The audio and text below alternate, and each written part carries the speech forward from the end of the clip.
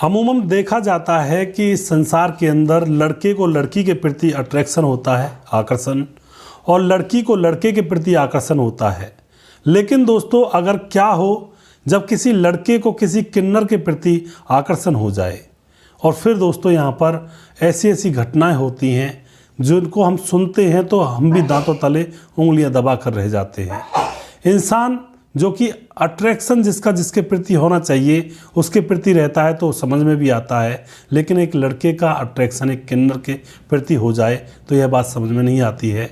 आज की घटना में कुछ ऐसा होता है, किन्नर के साथ संबंध बनाता था पति, दिन में कई बार होती थी दोनों की मुलाकात, और उसके बाद किन्नर की कर दी जाती है दर्दनाक तरीके से पीट पीट कर हत्या। आखिर क्या हुआ था और कैसे इस किन्नर को मारा गया, पूरी सच्चाई यहाँ पर जानने वाले हैं। वीडियो को अंत तक जरूर देखिएगा। नमस्कार, मैं हूं सुदेश कुमार और तिरछी बात चैनल में आपका स्वागत है। यह घटना हरियाणा के पानीपत के स्मालखां की है। स्मालखां के अंदर एक विजेंद्र नाम का एक शख्स रहा करता है जो कि ई रिक्शा चलाता। उसकी पत्नी है, उसके 2 बच्चे हैं। ई रिक्शा चलाता है, अपने परिवार का भरण पोषण करता है और उनकी ज़िंदगी आराम से गुजर रही होती है। एक दिन वह ई रिक्शा को लेकर सुबह सुबह निकलता है तो उसके ई रिक्शा में एक प्रियंका नाम की किन्नर बैठ जाती है और वह बैठ कर के उसको बताई गई जगह पर चलने के लिए कहती है। तो यहाँ पर जो विजेंद्र होता है वह उसको लेकर के उसकी बताई गई जगह पर उसको छोड़ देता है। अब यहाँ पर दूसरा दिन होता है। दूसरे दिन विजेंद्र खाना खाता है और अपनी पत्नी गीता से कहता है कि ठीक है, मैं रिक्शे को लेकर जाता हूँ, कुछ कमा कर लाता हूँ। दूसरे दिन भी वह किन्नर उसको वहीं पर खड़ी मिलती है, उसी के रिक्शे का इंतज़ार कर रही थी क्योंकि किन्नर को पहले दिन वह अच्छा लगा था। अब यहाँ पर किन्नर फिर से उसके रिक्शे में बैठ जाती है, फिर से उसी जगह पर जाती है। इसी तरह से अब रोज़ रोज़ किन्नर उसके रिक्शे में बैठती है। इधर विजेंद्र के पैसे भी कमाई हो रही थी उससे और उसको वह किन्नर सुंदर भी बहुत लगती थी। रोज़ रोज़ जब उसके रिक्शे में बैठती है तो इन दोनों के बीच में बातें होने लगती हैं। किन्नर जो प्रियंका होती है वह विजेंद्र से अच्छी अच्छी बातें करती है और दोनों के बीच में बातों ही बातों में दोनों को प्यार हो जाता है। अब यह दोनों एक दूसरे के साथ संबंध बनाने की सोचते हैं और यह एक ओयो होटल में जाकर संबंध भी बनाते हैं। अब दोस्तों, इसी तरह से विजेंद्र रोज़ रोज़ इससे मिलता, इसके साथ संबंध बनाता और इससे पैसे भी ऐंठता। इधर पत्नी को पैसे देता, घर का भरण पोषण करता। धीरे धीरे कुछ समय गुजरता है तो कहते हैं झूठ के पाँव नहीं होते, कभी ना कभी तो वह ज़मीन पर धड़ाम से आकर गिर ही जाता है। इसी तरह से यहाँ पर इस किस्से में होता है।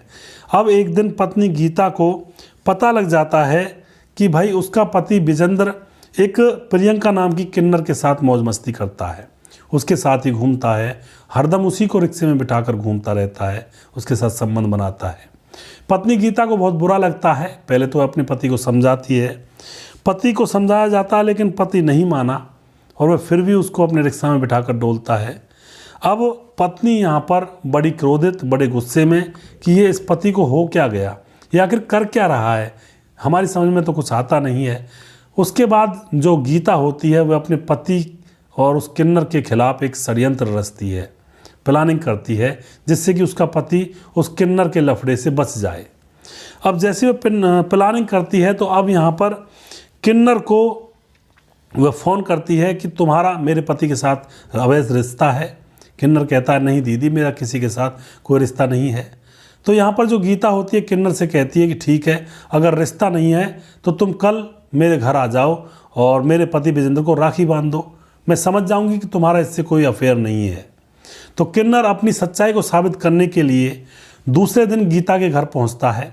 वहाँ आकर के वह विजेंद्र को राखी बांधता है, लेकिन दोस्तों उसको नहीं पता था कि उस किन्नर प्रियंका को धोखे से उस घर में बुलाया गया है। इधर जो गीता होती है वह गुस्से से लाल थी, डंडा उठाती है, किन्नर को कमरे में बंद करती है और बंद कमरे के अंदर डंडे से उसकी खूब अच्छी तरह से पिटाई करती है। वह किन्नर प्रियंका जोर जोर से रोती है, तड़पती है, बिलखती है। तो एक पड़ोसन औरत थी, उसको पता लग जाता है कि इनके घर में क्या हो रहा है। वह पुलिस को फ़ोन कर देती है, पुलिस आती है, उस किन्नर को छुड़ाया जाता है और उस किन्नर को छुड़ा करके उसको हॉस्पिटल में भर्ती करवाया जाता है। लेकिन इलाज के दौरान उस प्रियंका किन्नर की मौत हो जाती है। तो पुलिस उन दोनों पति पत्नियों को उठा करके अरेस्ट करके उनको जेल में डाल देती है।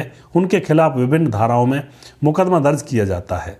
तो दोस्तों, यहाँ पर यह पत्नी अपने पति को छुड़ाना चाहती थी उस किन्नर से, लेकिन यहाँ पर तो खुद ही अब यह जेल में रहेगी अपने पति के साथ। यानी कि ज़िंदगी को सुहावना बनाना चाहती थी, लेकिन ज़िंदगी तो अब नरक में गुजरेगी। बच्चों का भरण पोषण कैसे होगा? वो अनाथ बच्चे हैं, वो अनाथ आश्रम में जाएंगे या किसी रिश्तेदार के यहाँ छोड़ा जाएगा। बच्चे भी अनाथ हो गए और किन्नर की मौत हो गई। प्रियंका और उसका पति जेल में चले गए। ये कौन सा अच्छा फैसला है? ये कोई सूझबूझ भरा फैसला नहीं है, यह तो बेवकूफ़ी है सरेआम।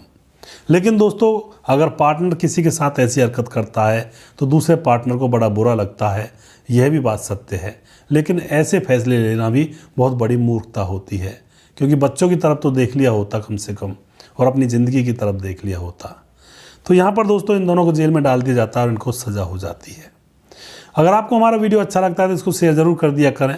अगला प्रोग्राम जल्दी फिर से लेकर आऊँगा किसी सच्ची घटना के ऊपर। तब तक आप खुश रहें, सावधान रहें, रिश्तों की अहमियत को समझें। जय हिंद, जय भारत।